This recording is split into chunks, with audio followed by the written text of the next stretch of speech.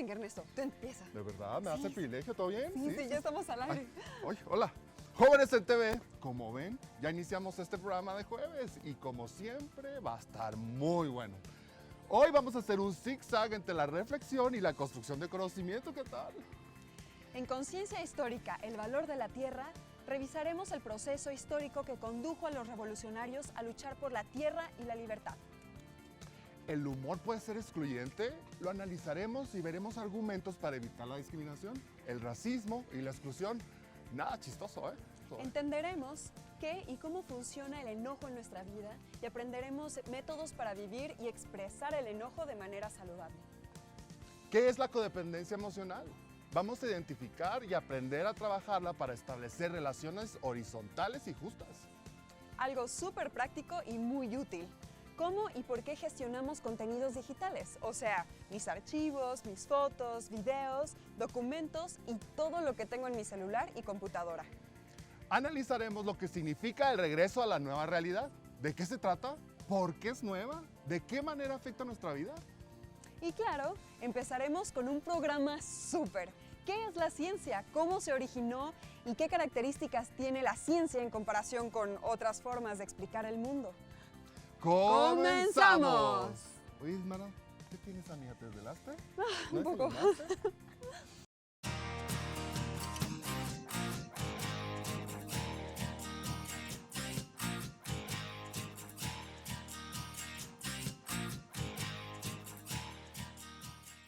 Bienvenidos a Pensamiento Matemático. Hoy nos encontramos en una locación impresionante por su valor estético e histórico, el Castillo de Chapultepec. Hola, amiga. ¿Cómo te fue ayer con la tormenta? Oí las noticias que por tu zona llovió horrible. ¿Todo bien? Pues mira, todo bien, pero se fue la luz y casi nos inundamos. Estuvo rudísimo. Ah, híjole, por mi colonia yo no veo tan feo, ¿eh? ¿No? Sí llovió, pero poquito. Ay, qué suertudo, la verdad. Por mi casa llovía a cántaros con relámpagos y truenos. Oh. ¿Te dan miedo los relámpagos y truenos? Sí, un poquito. Es que la verdad me imagino cosas muy feas. ¿Cosas feas como qué? Si solo es electricidad, ¿recuerdas a Tesla? Sí, no te vayas a reír. No, tú me ves así como muy empoderada, racional y amante del pensamiento científico y matemático, pero por dentro, en tormentas como esta, la verdad es que siempre estoy pensando en cosas muy raras, como el fin del mundo apocalíptico. Amiga, eso es bien normal. Yo no pienso nada malo de ti, de hecho, sigo pensando que eres bien inteligente, ¿eh? Ay, gracias. Yo también pienso que eres muy inteligente, Ernesto. La verdad, por eso a veces me da un poquito de vergüenza que tenga estos pensamientos tan poco científicos y tan mágicos. Pero para nada, amiga. ¿No? De hecho, el origen del pensamiento científico de cierta manera tiene que ver con esos miedos que los humanos teníamos a las fuerzas de la naturaleza. O incluso seguimos teniendo, ¿eh? A mí en lo particular me dan mucho miedo los temblores, ¿eh? Pero a ver, ¿cómo está eso de que los miedos pueden ser científicos? No los miedos, sino lo que podemos hacer para entenderlos. Mira, imagina que eres una ciudadana común en la antigua Grecia o en Uxmal, lo que hoy es Yucatán. Ok. Es muy probable que pensaras que los rayos y truenos eran castigos de los dioses. Bueno, pues es que al no haber física, química ni matemáticas, pues ¿de qué otro modo se podían explicar los fenómenos? Oye, pero en esas civilizaciones sí había pensamiento analítico, eran grandes astrónomos y matemáticos. Algo no me cuadra. Claro que había grandes pensadores y mucho conocimiento que las personas usaban cotidianamente. Por ejemplo, para dividir las propiedades, para construir los ciclos, para sembrar, para curarse y sanar. Lo importante es que se hacían muchísimas preguntas. Y al indagar sobre esas preguntas vinieron respuestas. Sí, y con esas respuestas, más preguntas. Y más respuestas. Pero decir que los dioses mandaban los rayos, no sé, es dar una respuesta o una explicación. Entonces, ¿eso es ciencia? Exactamente a qué le estamos llamando ciencia. ¿Qué tipos de respuestas buscamos? Ay, doña, preguntas. Y hasta te vas tardado en lanzar un montón de interrogantes. Vamos con una persona que nos va a contar sobre el origen de la ciencia. El día de hoy tenemos como invitada a la doctora Margot González Bugue. Ella es filósofa de ciencia de la Universidad de Twente en Holanda. ¿Qué tal, doctora? Bienvenida al programa. Hola, buenos días. Muchas gracias. Hoy podría platicarnos qué significa ciencia. Bueno, ciencia viene del latín, scientia, y significa conocimiento, experiencia o también una forma experta de hacer algo. Es una palabra muy antigua, se deriva, como ya dije, del latín y ha cambiado a lo largo de los siglos un poco el contexto en que se puede comprender. ¿Desde cuándo es que podríamos decir que existe la ciencia? La ciencia nos remite a esta curiosidad que los seres humanos siempre hemos tenido para intentar comprender la naturaleza, el mundo en el que vivimos. Entonces, las evidencias más antiguas que hay sobre actividades precientíficas datan del 5000 a.C. aproximadamente en civilizaciones como Mesopotamia, y todas ellas están relacionadas con la astronomía principalmente, o sea, la observación de los mantos celestes, de las estrellas, del sol, de la luna. Y bueno, sabemos bien que también en Mesopotamia, o sea, el actual México, hubieron civilizaciones como las mayas que desarrollaron unos métodos astronómicos muy sofisticados. Entonces, esto son unos de los ejemplos más concretos que tenemos sobre los albores de la ciencia. ¿Podría decirnos qué es lo que diferencia la ciencia del resto de las áreas del conocimiento? Una de las principales razones que distinguen la ciencia de otras maneras que tenemos los seres humanos de saber, de aprender, es, por un lado, el uso de herramientas, artefactos y tecnologías para poder observar, cuantificar y medir lo que existe en nuestro mundo. Y esto es sumamente importante cuando tratamos de entender qué distingue el conocimiento científico del otro, ¿no? Cuando nosotros utilizamos una herramienta o un artefacto específico, tenemos que estar conscientes de que estos artefactos los hemos construido nosotros mismos, ¿no? Como especie humana. Entonces, el acceso que nosotros vamos a tener a la naturaleza o al mundo externo va a estar mediado por estos instrumentos que hemos construido, ¿no? Entonces, la ciencia lo que hace posible es el acceso mediado a través de instrumentos a lo que nosotros podemos observar con nuestros sentidos, ¿no? En el mundo natural. ¿Podría platicarnos ahora cuáles fueron las principales civilizaciones que desarrollaron ciencia? Bueno, entre las principales civilizaciones está Mesopotamia, que hoy ocupa el actual territorio de Irak. Tenemos a la civilización china, la Babilonia, la griega, también tenemos la civilización maya y otras en Mesoamérica. Los vestigios o las evidencias más concretas se remontan, como ya mencioné antes, a 5000 años antes de Cristo, por lo menos. Pues muchas gracias, doctora, por esta parte de la entrevista. Por ahora, regresamos al programa. Oye, pero entonces, en muchas civilizaciones hubo matemáticos, astrónomos, geómetras, constructores, médicos, los que sabían de plantas y animales. Esto de la ciencia es historia vieja. Elemental, compañera. En todo el mundo habitado, los humanos desarrollaban la tecnología, se hacían preguntas y generaban conocimiento. Asia, África, América, Europa, Oceanía, donde sea, ¿eh? Pero entonces, ¿por qué cuando hablamos de ciencia pensamos solo en Aristóteles, en Newton, en Pasteur?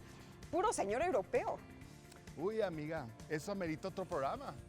Pero por ahora solo diré que hay muchas razones históricas y políticas y que el dominio económico de Europa hace un factor importante. Es cierto, muchas veces se piensa que en la Edad Media no hubo conocimiento, por eso se le asocia con la oscuridad. Pero tal vez eso solo ocurrió en Europa, porque muchos de los saberes matemáticos estaban en su apogeo en países del Medio Oriente. Y gracias a eso tenemos geometría y álgebra, por decir algo. Así que oscuro, oscuro, pues no creo, ¿eh? No, para nada. Tal vez la clave está en que muchas veces le decimos ciencia así nomás a la ciencia moderna, esa que vino después del Renacimiento. Ah, la ciencia de Copérnico, Galileo y Newton, ¿no? Sí, esa mera. Creo que es momento de hacerle más preguntas a nuestra invitada, porque hoy sí andamos con una mente muy de filósofos. Filosa. Continuamos con la doctora Margot, ahora para que nos siga platicando cómo es que se sentaron las bases para el conocimiento científico actual. Las bases del conocimiento científico actual, por supuesto, se remontan a todo lo que nuestros antepasados han hecho a lo largo de estos siglos, ¿no? Desde los albores de las preguntas y el cuestionamiento por los sucesos naturales, los fenómenos que observamos en la naturaleza, hasta la sofisticación de las herramientas con las que podemos medir y cuantificar los fenómenos naturales. Hemos pasado por diversas etapas a lo largo de la historia en que distintos modos y modelos de comprender el universo han tenido que rearticularse o modificarse para dar paso a una comprensión, por ejemplo, libre de pensamiento religioso. Se han tenido que desacoplar de mitos, de cosas que antes eran muy importantes para los seres humanos para poder hacer sentido de sí mismos y de su lugar en el cosmos, en el universo, y que ahora, conforme vamos aprendiendo más de hecho, de lo poco que sabemos, pues tenemos que reformular y replantearnos qué tan válidos son los esquemas con los que hacemos cuenta, ¿no? de la realidad, de la naturaleza, de los fenómenos que impactan a nosotros mismos como organismos vivos, ¿no? ¿Podría decirse que ese conocimiento científico que estamos usando sienta las bases o concreta las bases para el conocimiento del futuro? Sí, totalmente. El conocimiento que estamos ahora mismo, aprendiendo o deconstruyendo o engrandando, es una de las principales fuentes para poder afrontar los problemas o los grandes retos que enfrentamos como humanidad, ¿no? Por ejemplo, el cambio climático, los modelos que estamos construyendo para poder dar cuenta de los impactos que nuestra actividad humana está teniendo a grandes escalas, es algo que tiene que estar, por supuesto, se tiene que discutir a un nivel público, se tiene que discutir a un nivel gubernamental y también, obviamente, con miras a lo que necesitamos como sociedad. Es una responsabilidad, creo, de la gente que está involucrada en ciencia y tecnología y también en humanidades, por supuesto, intentar identificar cuáles deben ser las prioridades para investigación y desarrollo y modificar o rearticular estas agendas a fin de poder garantizar que estas investigaciones vayan a ser benéficas para la mayor parte de la población. Y cuando hablo de población no me refiero únicamente a los límites nacionales. Creo que ahora con la pandemia y con el cambio climático estamos viendo que esta noción de fronteras es bastante arbitraria. Estamos conectados más allá de estas demarcaciones políticas y tenemos que tomar acciones e iniciativas a un nivel global. Es urgente, me parece. Y para terminar esta entrevista, ¿podrías decirnos con qué relacionas la palabra eureka? Eureka. Bueno, pienso inmediatamente en Arquímedes, que fue un físico, ingeniero, matemático y astrónomo en lo que antiguamente era Siracusa, hoy una isla que se llama Sicilia, en Italia. Y lo que Arquímedes exclamó literalmente significa que ha encontrado algo, ¿no? Se ha revelado aquello que estaba buscando. Y esta exclamación o este grito lo hizo cuando finalmente pudo resolver un problema que lo había tenido ofuscado durante largo tiempo, ¿no? Entonces es una manera muy concreta que tenemos de referirnos a este momento súper importante cuando finalmente, después de haber pensado, desarrollado y analizado algo, llegamos a por lo menos visibilizar cuál es el área de salida o cuál es una posible solución para ello. Tenemos muchísimos retos que enfrentar, tanto a nivel ecológico como social, de salud, incluso de organización, a un nivel político también. Y el tipo de investigación que estamos ahora mismo financiando o no, dice mucho sobre las prioridades que un gobierno se pone a sí mismo. Entonces, es importante también distinguir el papel que el gobierno y las instituciones privadas o las universidades juegan cuando se delimitan las áreas de investigación y de desarrollo. Para México, por supuesto, la agenda de prioridades es bastante diferente a países en otras partes del mundo, y esto es muy importante destacar porque el que una agenda de investigación esté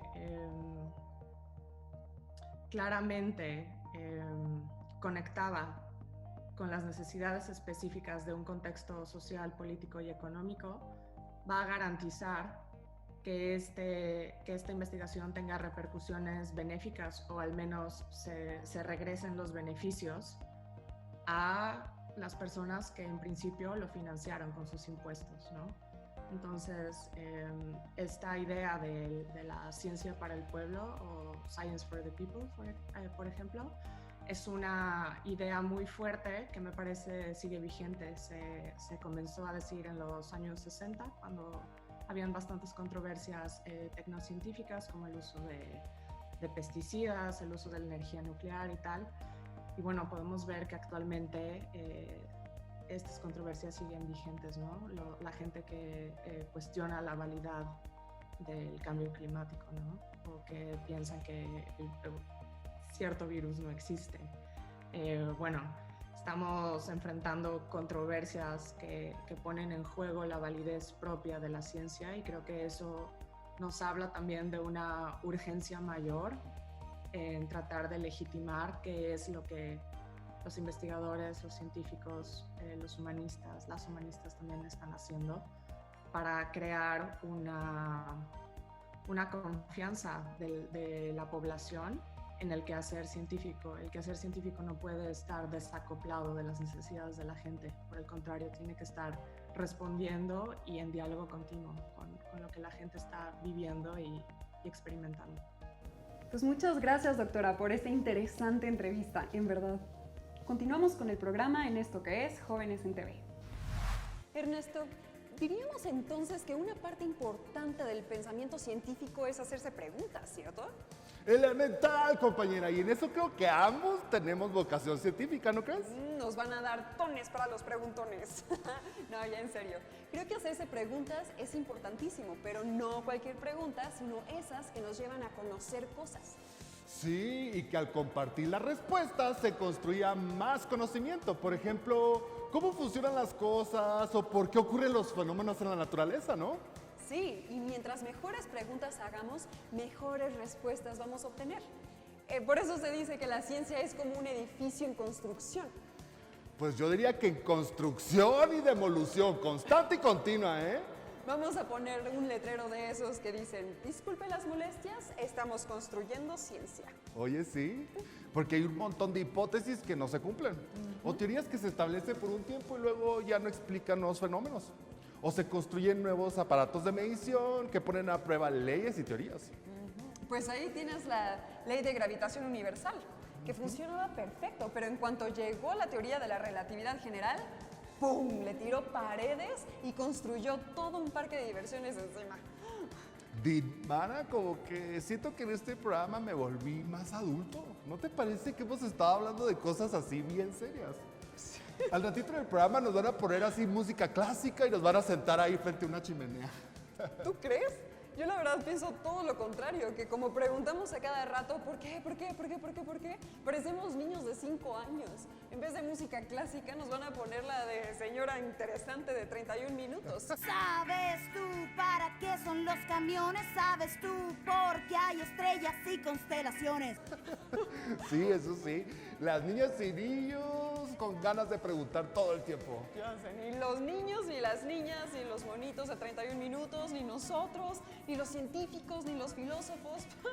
Ya sé, vamos a ver la siguiente entrevista. Hola, ¿qué tal? Estamos con el doctor Mark Jiménez Roland, quien es filósofo de ciencia y es profesor en la Universidad Autónoma Metropolitana Coajimalpa. ¿Qué tal, Mark? ¿Cómo estás?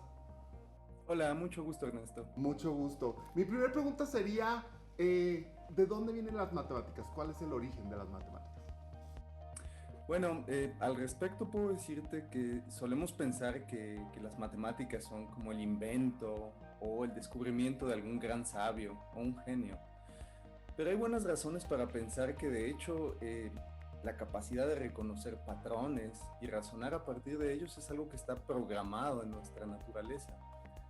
Si vemos el comportamiento de animales no humanos, podemos ver que no solo siguen patrones, sino que además los reconocen.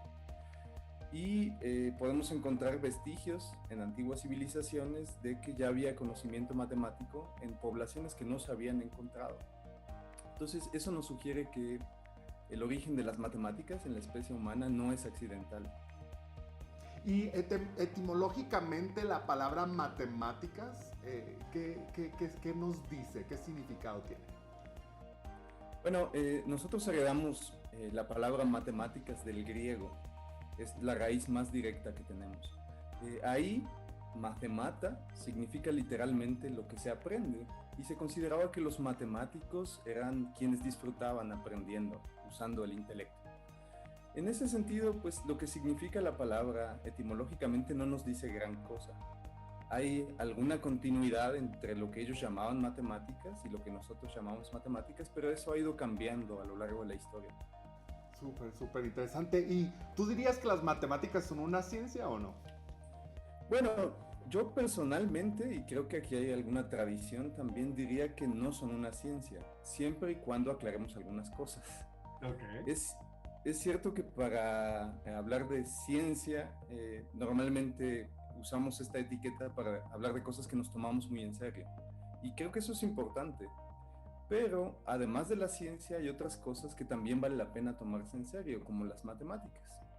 La razón por la que yo no les llamaría ciencia es porque son diferentes de otras disciplinas como la física, la biología, la geología, la psicología. En esas disciplinas nosotros evaluamos las teorías viendo si nos permiten dar descripciones que se ajusten a los fenómenos. Y en matemáticas no hacemos eso. En matemáticas aceptamos algunas cosas que no sabemos todavía cómo aplicar a fenómenos, y una buena descripción de un fenómeno no es suficiente para aceptar un resultado matemático. Necesitamos una demostración. Claro. Y hablando de descripción de estos fenómenos, ¿cuáles conceptos matemáticos fueron descritos por las antiguas civilizaciones? Bueno, las antiguas civilizaciones desarrollaron conocimientos sobre todo en algunas áreas, especialmente en aritmética, en álgebra y en geometría.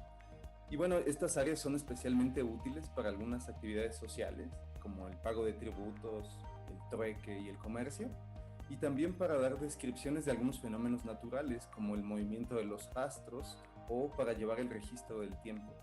Entonces, los conceptos que están asociados a estas áreas son los de número, magnitud y forma.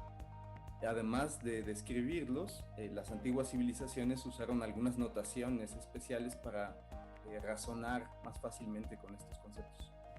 Ay, padrísimo.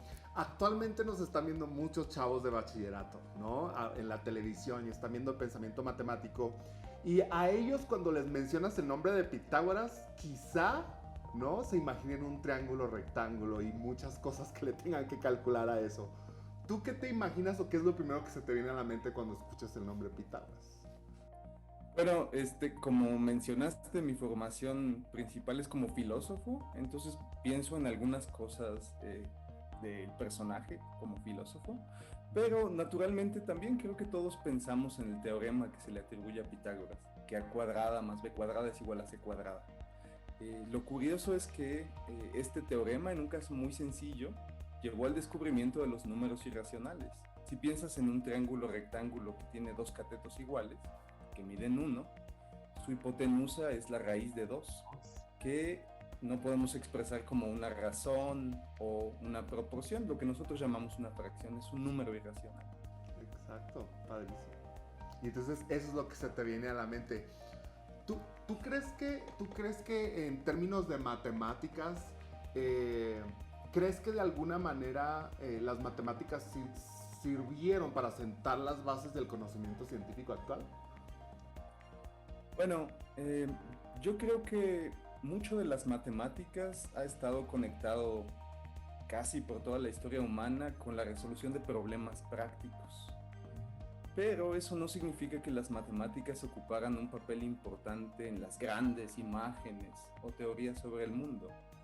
Creo que especialmente fue hasta finales del Renacimiento, con Galileo, que las matemáticas consolidaron su lugar ahí. Y un siglo después con Newton, eso ya es indiscutible.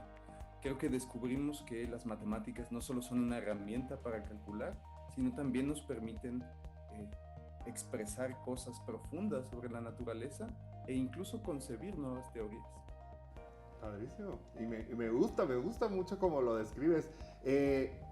Ahorita te pregunté acerca de Pitágoras. Te voy a hacer la misma pregunta, pero ahora, ¿qué se te viene a la mente cuando escuchas Eureka? Bueno, supongo que todos pensamos en esa famosa anécdota de Arquímedes, cuando descubrió que se podía estimar el volumen de un cuerpo al sumergirlo en agua. Pero a mí me viene a la mente esta experiencia, que es una especie de epifanía, que tenemos cuando hacemos un descubrimiento en nuestra mente, y eso pasa muy seguido con las matemáticas. Tenemos esta extraña necesidad, este impulso de compartir esa emoción de que hemos entendido algo, lo hemos encontrado. No, muy bien. Perfecto, pues Mark, qué gusto, qué interesante lo que nos compartes. Muchas gracias por tu tiempo y nosotros continuamos en Jóvenes en TV. Tengo un plan para la próxima tormenta del terror con truenos y rayos. ¿Un plan? Sí.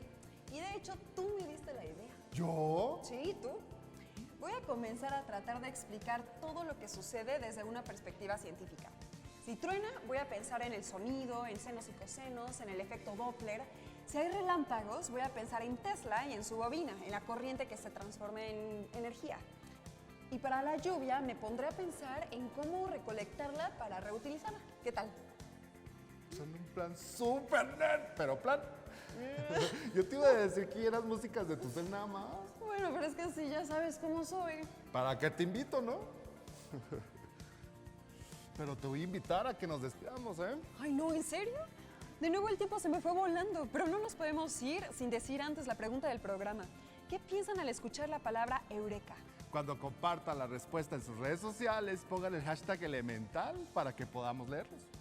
No olviden que en Facebook pueden encontrar Jóvenes en TV, un grupo de jóvenes en casa, donde podrán seguir el chismecito sobre estos temas. Y a continuación, la serie de Conciencia Histórica. Hoy aborda el tema de... El valor de la tierra, pasando por la Revolución Mexicana y el movimiento zapatista. Allá nos vemos.